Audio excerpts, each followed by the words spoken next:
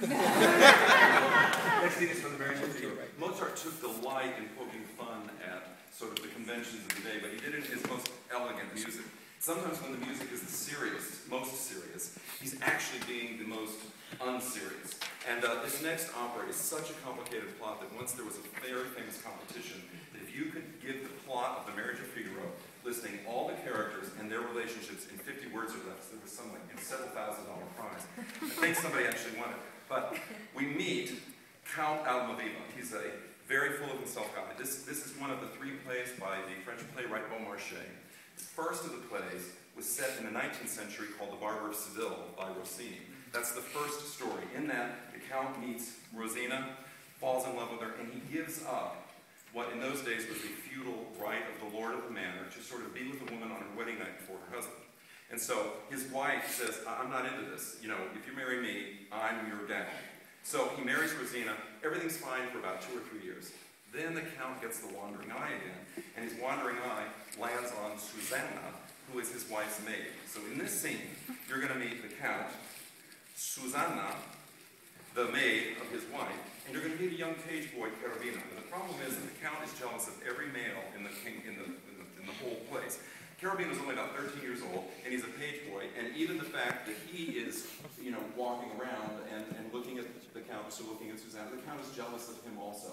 You're going to also meet the music teacher, Basilio, who's sort of a sleazy guy, who was the original guy that got the Count and the Countess together, and now he's just sort of hanging around the palace, doing whatever he can to get himself in trouble. Following this is a scene that takes place later in the opera, where the Countess, and we've switched out to Susanna, there's a different young lady playing Susanna.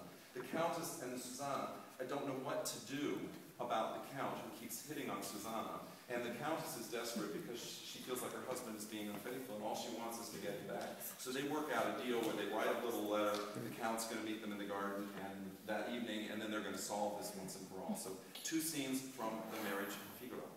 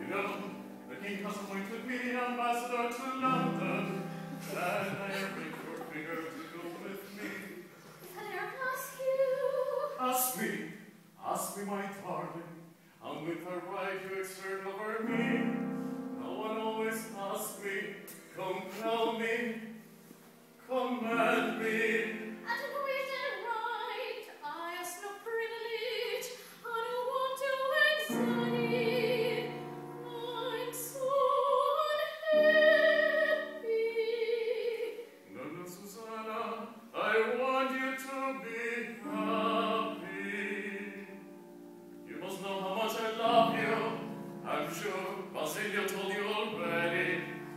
Now listen, if you will only consent to meet me tonight in the garden of the castle, I will amply repay you for this favor.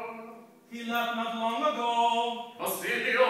Good heavens! Don't let him enter. Surely you know him. He can't be very far, perhaps with the Countess. I might be my teacher.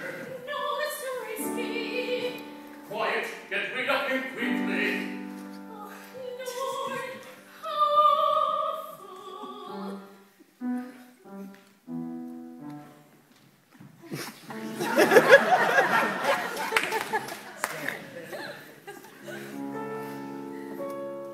Susanna, heaven bless you. Do you by chance know where the Count is? And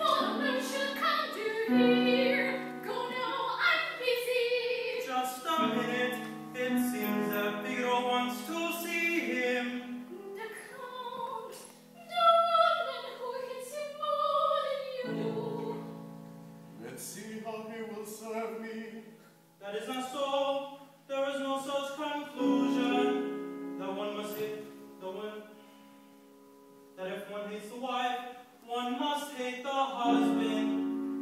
In fact, my master loves you. You won't get a smidge with your hints and suggestions. I have no interest in your little morals, in your master, in his love. Don't take it that way. I don't mean to offend you. I was just thinking that you would prefer the type of lover which most women admire.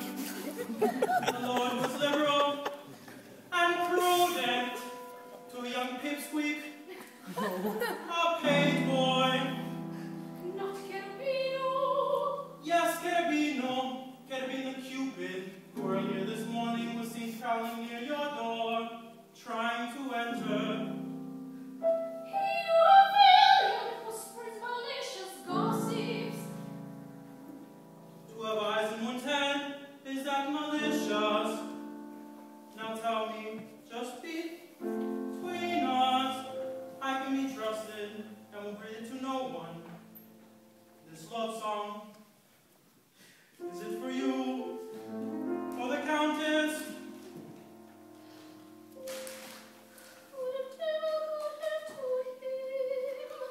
Apropos, my dear girl, you should train him much better. When he serves at table, he gazes at the Countess with such obvious longing that if the Count should take notice, you can imagine, in that case, what's bound to happen. Oh, you liar! Have you nothing more to do than to spread vicious gossip? Ah, you're mistaken. I echo what they all say, not adding in the slightest. What are they saying? Ah, delightful.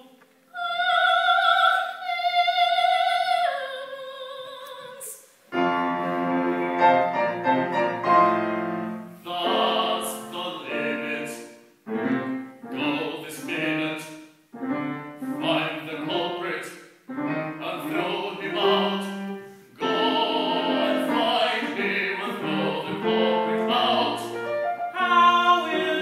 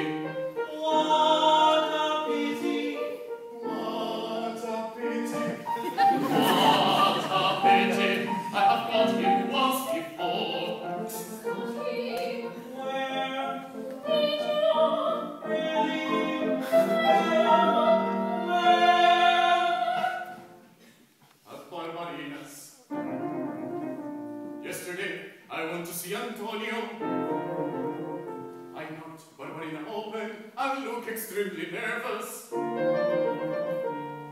began to grow suspicious and examined every corner. I slowly drew the cover from the table and found beneath it everything.